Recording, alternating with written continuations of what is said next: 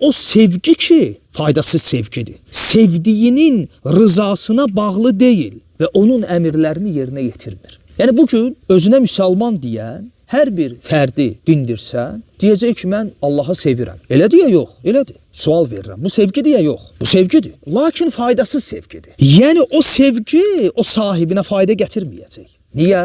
Çünki o elə bir sevgidir ki, sevdiyinin rızasına bağlı deyil o sevgi.